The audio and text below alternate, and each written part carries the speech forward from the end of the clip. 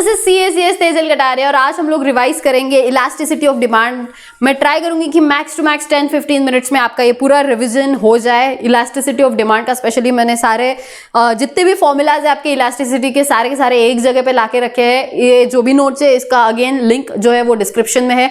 और यार आप लोग लाइक नहीं करते, चाहे ना सेशन को लाइक करते हो ना ही आप लोग कमेंट कर रहे हो कुछ भी, या तो एटलीस्ट अपनी प्रेजेंटी जो है वो कमेंट करके बताओ ताकि मुझे पता चले कि हाँ चलो जो भी मेरे स्टूडेंट्स हैं उन्होंने ये लेक्चर देख लिया है। एंड थोड़ा लाइक करो, शेयर करो और लोगों को बताओ कि अगर आपको सच में ऐसा लगता है कि ये हेल्प करते हैं आपको नोट्स तो जरूर शेयर करना।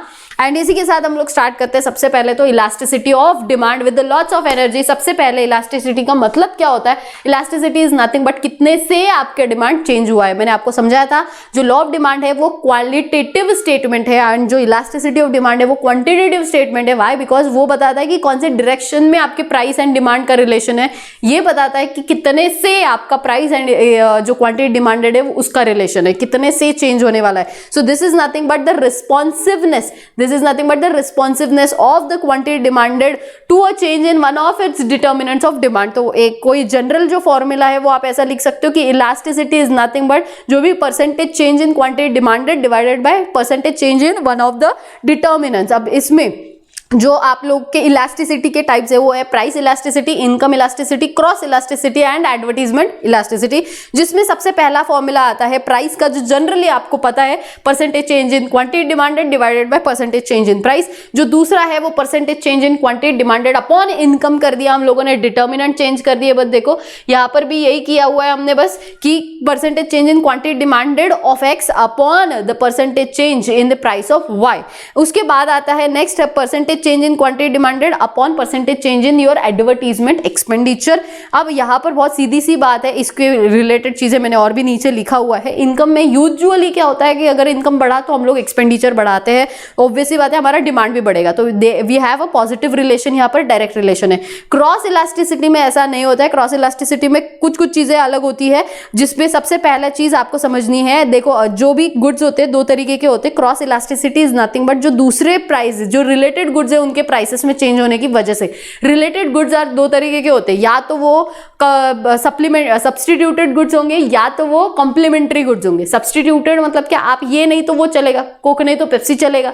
तो वो जो जिस तरीके के गुड्स होते हैं, तो जो आपके सब्स्टिट्यूटेड गुड्स है ना, तो सब्स्टिट्यूटेड गुड्स क्या बोलते हैं? अगर सब्स्टिट्यूटेड गुड्स जैसे पेप्सी ने अपना प्राइस बढ़ाया तो जो उसका पेप्सी का डिमांड है वो घटेगा, इसका मतलब ही कोको कोला का डिमांड बढ़ेगा। So there is a direct relation जब सब्स्टिट्यूटेड गुड्स होते हैं। लेकिन वही अगर कॉम्प्लीमेंट्री गुड्स है, कॉम्प्लीमेंट्री गुड्स यानी कि कार पेट्रोल, अगर कार का प्राइस बढ़ा है तो कार का डिमांड घटेगा। अगर कार का ही डिमांड घट रहा है तो पेट्रोल क्या करोगे? पीना है थोड़ी आपको पेट्रोल, तो ऑब्वियसली बात है पेट्रोल का भी कोई इस्तेमाल नहीं है, तो इसका मतलब उसका भी डिमांड घटेगा। So we have a inverse relation, यानी कि क्रॉस इलास्टिसिटी जो है अगर सब्स्टिट्यूटेड गुड्स है तो पॉजिटिव होगा। ये लॉजिकली याद रखना, रट्टा मारा तो कुछ भी मतलब कंफ्यूजन होगा, तो रट्टा मत मारो, लॉजिकली याद रखो। अगर ऑब्वियसली बात है अगर सब्स्टिट्यूटेड है यू मे शिफ्ट, तो यहाँ पर ऑब्वियसली बात है यहाँ पर पॉजिटिव होगा। अगर प्राइस बढ़ा दूसरे का तो ऑब्वियसली बात है क्वांटिटी इसका बढ़ना है। इसके बाद क्रॉस इलास्टिसिटी अगर कॉम्प्लीमेंट्री गुड्स है तो वो निगेटिव होगा। क्रॉस इलास्टिसिटी अगर अनरिलेटेड गुड्स है, मतलब मैं कंपेयर कर रही हूँ लैपटॉप एंड खाना, कोई कनेक्शन ही नहीं है एक दूसरे के साथ, तो फिर उसका जो इलास्टिसिटी होगा वो हमेशा जीरो होगा। ये हमेशा याद रखना, इस पे एमसीक्यूज बन सकते हैं। इसके बाद जो एडवर्टीजमेंट एक्सपेंडिचर जितना ज्यादा उतना डिमांड ज्यादा, तो ये पॉजिटिव रिलेशन रखता है। लेकिन प्राइस में क्या होता है? प्राइस बढ़ा तो डिमांड जो है आपका कम होगा, यानी कि इनवर्स रिलेशन होता है, निगेटिव रिलेशन होता है यहाँ पर। इसके बाद जो नेक्स्ट आता है, इसमें प्राइस इलास्टिसिटी फाइंड आउट करने के 4 मेथड्स है आपके। सबसे पहला है परसेंटेज मेथड, जिसका फॉर्मूला है जो जनरली फॉर्मूला होता है। इसके अलावा ये भी फॉर्मूला है, इसका डेरिवेशन मैंने आपको समझाया था, change in quantity demanded upon change in price into quantity. इसके बाद जो दूसरा आता है वो है price point method. Point method is nothing but जब प्राइस के कंपैरिजन में, मतलब जो 10 लाख की कार है और उसमें 100 रुपए का चेंज होता है, ये आपके आईसीआई के मॉड्यूल का एग्जांपल है, जो 100 रुपए 10 लाख की कार में 100 रुपए मतलब एकदम छोटू सा चेंज जब होता है तब हम उसको बोलते हैं पॉइंट मेथड से आप लोग इलास्टिसिटी ढूंढोगे, प्राइस इलास्टिसिटी। उसके लिए 2 मेथड्स है, one is derivative method, the second is geometric method. Derivative method का फॉर्मूला सिमिलर है, जो आपने यहाँ पर देखा है वही फॉर्मूला आपको यहाँ वापिस से दिखेगा, बस डेरिवेशन का का उन्होंने साइन दिया है, that is derivation of quantity demanded upon derivation of price into quantity. इसमें आप लोगों को ये जो नेगेटिव साइन दिया है ये इसीलिए दिया है ताकि वो डिनोट कर सके कि there is a inverse relationship between price and quantity. इसके अलावा ये याद रखो कि जो डेरिवेशन जब आप करते हो या डेरिवेटिव आप ढूंढते हो, उस टाइम पे हमने समझाया था आपको कि जो डेरिवेटिव होता है वो उसी वेरिएबल के साथ अगर आप करते हो तो उसका आंसर हमेशा 1 होगा, and variable with the constant number is always 0। ये मैंने ऑलरेडी आपको समझाया था। कैसे क्वेश्चंस आते हैं वो भी बताया था कि आपको एक इक्वेशन दिया जाएगा 100 - 2p, तो -2 आपका जो डेरिवेशन आता है, फिर उसके बाद ये जो डेरिवेशन आएगा उसको वैल्यू में डाल के आप इलास्टिसिटी ढूंढोगे। पहले आप डेरिवेशन ढूंढते हो, डेरिवेटिव से मतलब वो फॉर्मूला से वैल्यूज ढूंढते हो, पहले डेरिवेशन आएगा, डेरिवेटिव का वैल्यू आएगा आपका, वो वैल्यू से आप प्राइस इनटू क्वांटिटी का मल्टीप्लिकेशन, ये जो है फॉर्मूला वो पूरा करके इलास्टिसिटी ढूंढेंगे। इसके अलावा आता है ज्योमेट्रिक मेथड। ज्योमेट्रिक मेथड में आता है lower segment upon upper segment. इसमें आपको याद होगा तो इस तरीके से आप लोगों ने किया था, जब आपका है जो लाइन है, ये जो डिमांड कवर हुआ X axis and Y axis दोनों को टच करता है, इसी को आप लोग मिड पॉइंट मेथड भी बोलते हो, क्योंकि यहाँ पर इलास्टिसिटी इज इक्वल टू 1 होता है। इस तरफ जैसे जैसे आप लोग इस तरफ से इस तरफ जाते हो तो इलास्टिसिटी जो होता है आपका ग्रेटर देन 1 लेस देन 1 होते जाता है, इलास्टिसिटी बढ़ते जाता है। ये क्यों होता है ये मैंने आपको समझाया था, ये आप लोग को याद रखना है, इस पे एग्जाम में क्वेश्चंस आ सकते हैं। इसके बाद जो आता है आर्क इलास्टिसिटी पे क्वेश्चन आ सकता है, जहां पर आपका फॉर्मूला है Q2 - Q1 upon Q2 + Q1 into P2 - P1 upon P2 + P1। ये एवरेज लेते हैं हम लोग, कहीं ना कहीं change is nothing but, change तो ले ही रहे बट चेंज के साथ साथ हम लोग एवरेज को कंसिडर कर रहे हैं। इसका लॉजिक बताया हुआ है लेक्चर में। इसके बाद टोटल आउटले मेथड होता है, जिसको आप टोटल एक्सपेंडिचर मेथड भी बोल सकते हो, जिसमें हम लोग सबसे पहले फोकस करते हैं price into quantity is nothing but your total revenue. अगर आप लोगों के प्राइस में चेंज होता है और प्राइस में चेंज होने की वजह से आपका टोटल रेवेन्यू अगर सेम रहता है तो हम उसको यूनिटरी इलास्टिक बोलते हैं। अगर टोटल रेवेन्यू गिर रहा है प्राइस बढ़ने के बाद भी, यानी कि इनवर्स रिलेशन है, तो हम लोग ये बोल रहे हैं कि वहां पर बहुत ज्यादा मतलब प्राइस के चेंज की वजह से बहुत ज्यादा इतना ड्रास्टिकली लोग रिएक्ट कर रहे हैं क्वांटिटी पे कि आप लोगों का जो क्वांटिटी है वो बहुत ज्यादा गिरेगा या तो बहुत ज्यादा ऊपर जाएगा, जिसकी वजह से हम बोलते हैं वो इलास्टिक है।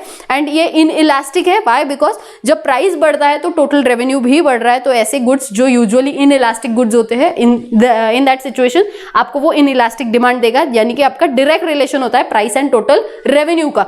ये बेसिक आपके किताबों में भी है। इसके अलावा मैंने आपको एक पॉइंट समझाया था कि यहाँ पर आप ये कोएफिशिएंट नहीं ढूंढ सकते इलास्टिसिटी का, ये जस्ट आपको एक कोएफिशिएंट ऑफ इलास्टिसिटी नहीं मिलता, आपको यहाँ पर बस एक डायरेक्शन बता सकते हो कि गुड्स जो है वो इलास्टिक है या इन इलास्टिक है, ज्यादा से ज्यादा आप सिर्फ उतना ही बता सकते हो। ये जो एग्जाम्पल है ये एग्जैक्टली मैंने सेम आपके एग्जाम में, मतलब आपके जब मैंने पढ़ाया था आपको तभी दिए थे, सारे स्टूडेंट्स को सेम एग्जाम्पल दिए थे, इसीलिए मैंने ये वो जो नंबर्स है एटलीस्ट वो लिख के रखे, सो दैट आपको आइडिया आ जाएगा, आपको याद हो जाएगा कि आप लोगों ने क्या क्या चीजें पढ़ी थी उस टाइम पे। तो इस तरीके से बेसिक आपको ये 4 प्राइस इलास्टिसिटी के मेथड्स है। उसके बाद आते हैं हम लोग इनकम इलास्टिसिटी पे। इनकम इलास्टिसिटी सेम, इसमें 3 methods, percentage, arc and proportionate. Percentage method is nothing but same है, बस आपने प्राइस की जगह पे इनकम को सब्सटीट्यूट कर दिया है। आर्क इलास्टिसिटी में भी यहाँ पर बस आपने प्राइस की जगह पे इनकम को डाल दिया है, सेम फॉर्मूला है। इसमें बस एक एक्स्ट्रा चीज आती है, यानी कि प्रोपोर्शनेट मेथड होता है, यानी कि आपको यहाँ पर बस क्या होता है ना, आपका इनकम इंक्रीज होने के बाद जो है वो चीजें कैसे आपके एक्सपेंडिचर पे आपने क्या आपका एक्सपेंडिचर कैसे रिएक्ट करता है उसके बेसिस पे डिसाइड किया जाएगा। जैसे अगर ऐसा होता है कि देखो आपका जो इनकम है वो तो इंक्रीज हो गया, लेकिन proportionate of income spend on the goods remains the same, मतलब आपका इनकम तो बढ़ा लेकिन गुड्स जो आप जो खर्चा कर रहे थे वो आज भी उतना ही करते हैं उस पर्टिकुलर चीज पे, तो बोलेंगे हम उस पर्टिकुलर गुड्स का जो डिमांड होता है वो यूनिटरी इलास्टिक है। ठीक है, अगर ऐसा होता है कि आपका इनकम बढ़ने की वजह से आपका जो डिमांड है वो पर्टिकुलर गुड्स के बढ़ जाते हैं, तो हम बोलते हैं वो जो डिमांड है उसके लिए वो इलास्टिक है, यानी कि इलास्टिसिटी ग्रेटर देन 1 है। अगर ऐसा होता है कि आपका जो इनकम बढ़ता है जिसकी वजह से आपका जो उस पर्टिकुलर गुड्स पे जो एक्सपेंडिचर है वो गिर जाता है, एक्सपेंडिचर जो आपने स्पेंड किया हुआ है वो अगर गिरता है तो आप क्या बोलोगे, वो इनकम इन इलास्टिक है। इसके लिए आप लोगों को एक इंटरप्रिटेशन भी मैंने दिया था आप लोगों को कि अगर कोई भी ऐसा होता है जो नॉर्मल गुड्स होते हैं उसमें अगर प्राइस आपका इनकम बढ़ता है तो आपका डिमांड भी बढ़ेगा नॉर्मल गुड्स के केस में। इन्फीरियर गुड्स में एग्जैक्टली उल्टा होता है, अगर आपका इनकम बढ़ता है, इनकम बढ़ता है तो आप क्या करते हो, आपका जो इन्फीरियर गुड्स से आप शिफ्ट करते हो सुपीरियर गुड्स की तरफ। इसकी वजह से ये जो रिलेशन होता है ये निगेटिव होता है इन दोनों के बीच में। इसके बाद जो लग्जरियस गुड्स होते हैं इनका जो इलास्टिसिटी होता है, जब इनकम बढ़ेगा ऑब्वियस सी बात है जैसे जैसे इनकम बढ़ता है आप लोग वो जो लग्जरियस गुड्स होते हैं उनको डिमांड करना स्टार्ट करते हो, इसीलिए ये इलास्टिक होते हैं। एंड जो नेसेसिटीज होती है वो हमेशा ही इन इलास्टिक में ही आती है। प्राइस चाहे जो हो, इनकम चाहे जो हो, जो क्वांटिटी डिमांडेड होता है वो यूजुअली इतना ज्यादा रिस्पॉन्ड नहीं करता है। इसके बाद जो लास्ट वाला पार्ट है ये तो इनकम इलास्टिसिटी से रिलेटेड हो गया। एडवर्टीजमेंट में बहुत सीधा सा हिसाब है कि एडवर्टीजमेंट एक्सपेंडिचर बढ़ेगा वैसे आपका क्वांटिटी डिमांडेड बढ़ता है। बस एक लास्ट पॉइंट बचा है जो कि आपका क्रॉस इलास्टिसिटी से रिलेटेड है, जो आपको एग्जाम में याद रखना है, जो एग्जाम में आ सकता है। जिसमें से सबसे पहला है कि जो सब्स्टिट्यूटेड गुड्स है, मैंने आपको पहले ही समझाया सब्स्टिट्यूटेड गुड्स जो होते हैं उनका रिलेशन कैसा होता है, क्रॉस इलास्टिसिटी का हमेशा पॉजिटिव, एंड जो कॉम्प्लीमेंट्री होते हैं उनका हमेशा निगेटिव होता है। पॉजिटिव यानी कि क्या, जो प्राइस आपके एक्स गुड्स का है क्वांटिटी आपका वाई का है, तो ऑब्वियस सी बात है अगर आपका एक्स का प्राइस बढ़ता है तो वाई का क्वांटिटी बढ़ेगा, यानी कि जो आपका कर्व होगा वो कैसा होगा, अपवर्ड स्लोपिंग। लेकिन कॉम्प्लीमेंट्री में वही डाउनवर्ड स्लोपिंग हो जाता है।